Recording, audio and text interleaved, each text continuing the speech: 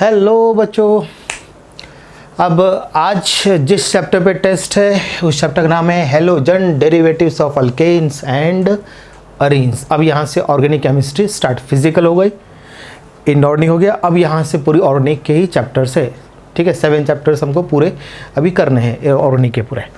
तो halogen derivatives alkane का alkanes and arenes, इस चैप्टर का पूरा PDF फाइल बना के मैंने डिस्क्रिप्शन बॉक्स में डाल दिया है। आंसर की भी साथ में है, सब कुछ है।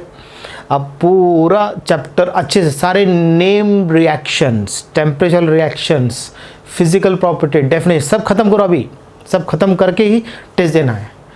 और टेस्ट देने के बाद देखिए आपका क्या क्या आपको नहीं आ रहा है, जो क्वेश्चन वो कंसेप्ट फिर से रिवाइज कीजिए, तभी आपका इंप्रूवमेंट होगा, नहीं तो होगा नहीं। टेस्ट देने का मतलब टेस्ट दिया, मार्क्स आए, सर इतने आ गए, खत्म का।